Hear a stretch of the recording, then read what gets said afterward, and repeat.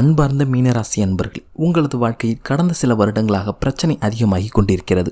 உங்கள் வாழ்வில் நடக்கும் பிரச்சனைகளுக்கு காரணம் ராகு பகவான் தான். உங்கள் வாழ்வில் என்னவெல்லாம் நடக்கக்கூடாதோ அதெல்லாம் உங்கள் வாழ்வில் நடந்து வருகிறது. அதனால் நீங்கள் படக்கூடாத அவமானங்களையும் கஷ்டங்களையும் சந்தித்து வருகிறீர்கள். ஒரே வரியில் சொல்ல வேண்டுமென்றால் உங்களுக்கு கஷ்டகாலம் நடந்து வருகிறது. கணவன் மனைவி கருத்து வேறுபாடு, தொழில் மற்றும் வேலையில் சிக்கல் என எதை செய்ய போனாலும் தடைகளும் தாமதங்களும் உங்களது வாழ்வில் ஏற்பட்டு கொண்டிருக்கிறது. குறிப்பாக உடல்நல பிரச்சனை, நெருங்கியவர்களின் பிரிவு ஒரு புறம் இருக்க மற்றொரு புறம் வீண்படிகளும் உங்கள் மீது விழுந்திருக்கும். சிலர் விபத்தில் கூட சிக்கியிருப்பீர்கள் இந்த காலகட்டத்தில்.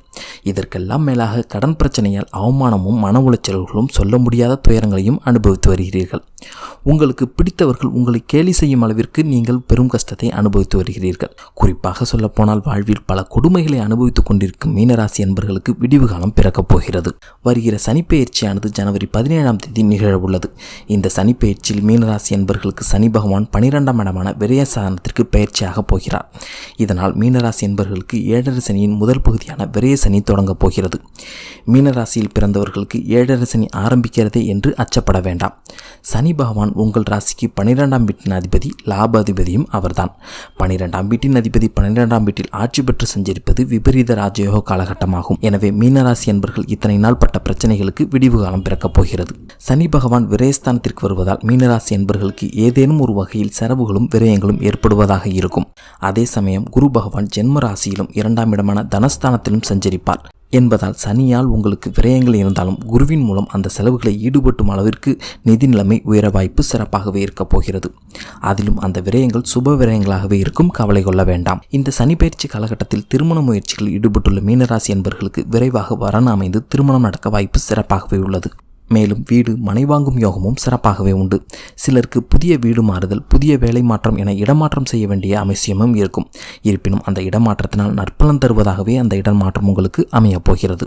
இந்த சனிப்பெயர்ச்சியில் சனி பகவானின் பார்வை உங்கள் ராசிக்கு 3, 7, 10ஆம் இட பார்வை சிறப்பாகவே அமையப் போகிறது.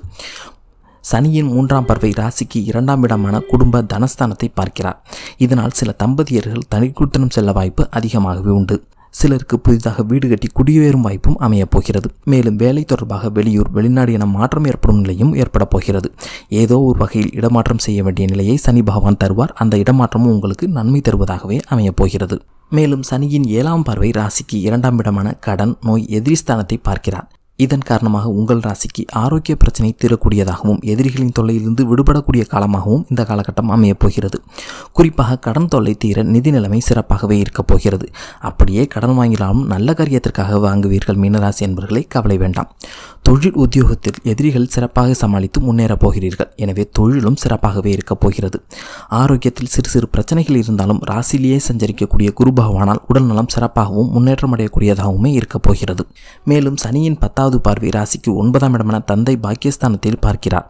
அதனால் தந்தையின் உடல் ஆரோக்கியத்தில் கூடுதல் கவனம் செலுத்துவது இந்த காலகட்டத்தில் நல்லது.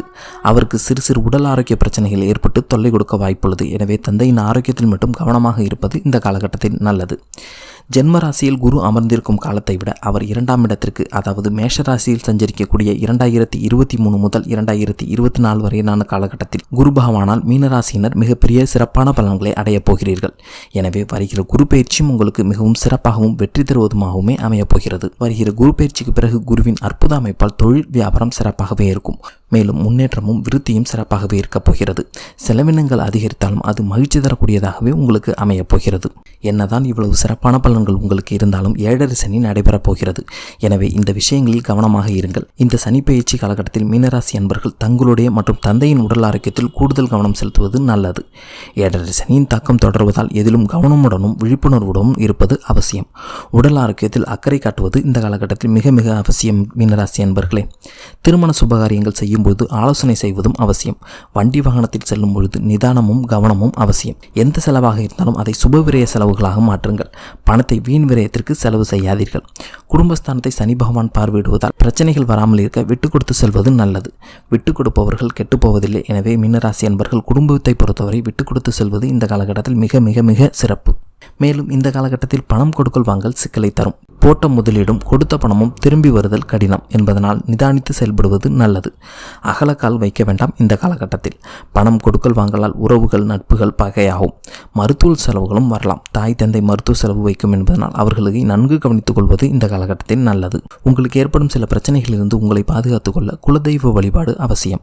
பஞ்சமுக ஆஞ்சநேயர் வழிபாடு செய்வதும் நற்பலன்களை தரப்போகிறது. மீனராசி அன்பர்களே, அதிக கவனமாக இருந்தால் 7 சனியை எளிதாக கடந்துவிடலாம். அதிக இறைநம்பிக்கை அவசியம்.